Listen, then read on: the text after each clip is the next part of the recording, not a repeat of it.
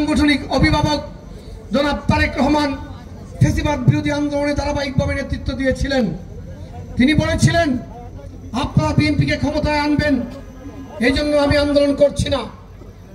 আমি আন্দোলন করছি আপনারা যাতে আপনাদের ভোটের অধিকার ফেরত পান।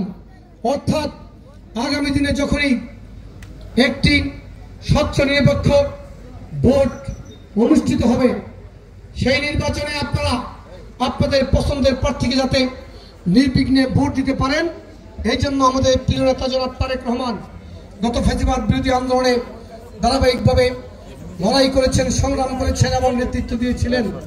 বন্ধুরা আমার, আমাদের নেতা জনাব তারেক রহমান চাইলে রাজনীতি থেকে দূরে সরে যেতে পারতেন, আরাম আয়েশের জীবনকে বেছে নিতে পারতেন। কিন্তু তিনি যদি রাজনীতি না করতেন, সবচাইতে ক্ষতিগ্রস্ত হতো কারা বলেন তো আপনারা? বাংলাদেশের মানুষ। কারণ তারেক রহমান যদি আওয়ামী ফ্যাসিবাদের প্রতিবাদ না করত, গত 16 বছর আমরা কিন্তু কাউকে ফ্যাসিবাদের মুখোমুখি দাঁড়িয়ে কথা বলতে দেখি নাই, প্রোগ্রাম দিতে দেখি নাই, হরতাল অবরোধ করতে দেখি নাই।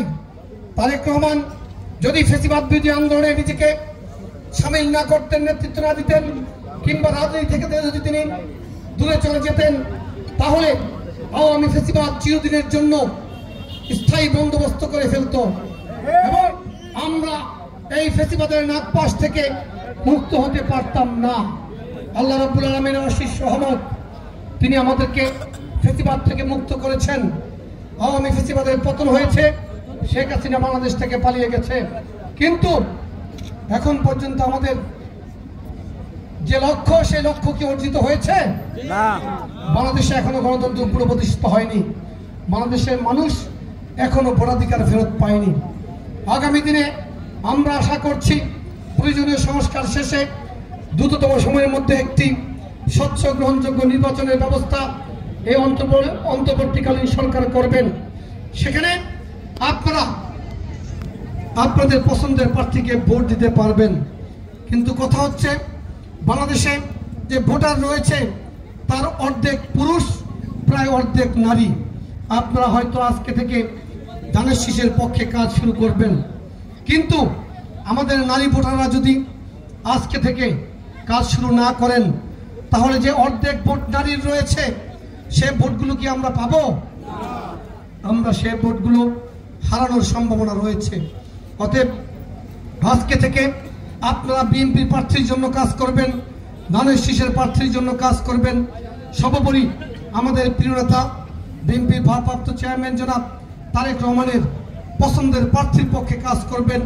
একই সাথে বাসায় গিয়ে আপনাদের মা বোনদেরকে আপনারা আপনাদের আত্মীয় স্বজন প্রতিবেশীদের সাথে কথা বলার জন্য অনুরোধ করবেন, তারা যাতে ধানের শীষের প্রার্থীর পক্ষে কাজ করে।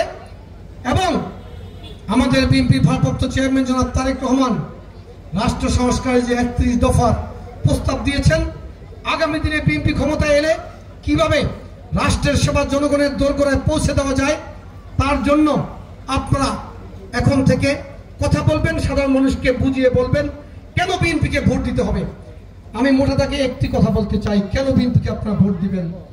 সেটা হচ্ছে, গত 16 বছর আওয়ামী লীগের এমপি মন্ত্রীরা বক্তৃতায় বিবৃতিতে বলতো আওয়ামী লীগের পতন হলে কমপক্ষে 5 লক্ষ আওয়ামী লীগার মারা যাবে 7 দিনের মধ্যে।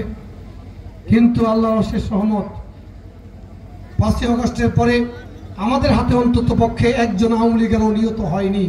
কারণ প্রথম দিন থেকে আমাদের নেতা জনাব তারেক রহমান আমাদেরকে হুঁশিয়ার উচ্চারণ করে বলেছেন, তোমরা প্রতিশোধের খেলায় মত্ত হয়ে যেও না, তোমরা ক্ষমা করে দাও। কারণ ভবিষ্যতে বিএনপি যদি ক্ষমতায় আসে, আইন তার নিজের গতিতে চলবে। কোনো অপরাধী যারা গত 16 বছর অপরাধ করেছে, দুর্বৃত্তায়ন করেছে, দখলদারি করেছে, চাঁদাবাজ করেছে এবং সন্ত্রাস করেছে, তাদেরকে আইনের হাতে ভবিষ্যতে আমরা সুপর্দ করব। কিন্তু যারা কোনো অন্যায় করেনি তাদেরকে যাতে আমরা ডিস্টার্ব না করি।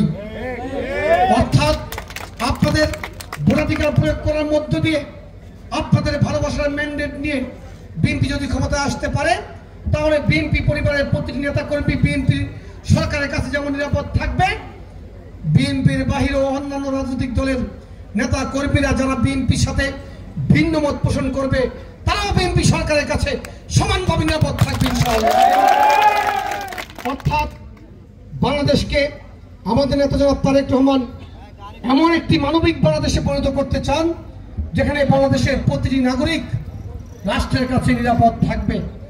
সেই ধারাবাহিকতায় আমিও বলতে চাই, চরফ্যাশনে এবং মনপুরায় যারা এখন আমার সাথে রয়েছেন, আমাকে হয়তো একটু একটু পছন্দ করেন, তারা ভবিষ্যতে আমার কাছে যেমন নিরাপদ থাকবেন, যারা আমাকে পছন্দ করেন না কোনো কারণে কিংবা আমার কাছে এখনো আসেননি, তারাও কিন্তু ভবিষ্যতে ইনশাআল্লাহ আমার কাছে নিরাপদ থাকবে।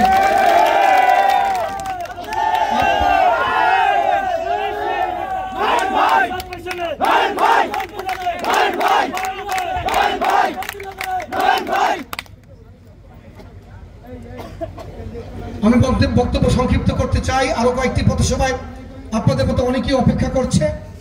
আপনারা আমার জন্য দোয়া করবেন, আমি আপনাদের জন্য দোয়া করি, যাতে চরফ্যাশনে আমরা ইনসাফের ভিত্তিতে, সাম্যতার ভিত্তিতে মানবিক সমাজ প্রতিষ্ঠিত করতে পারি।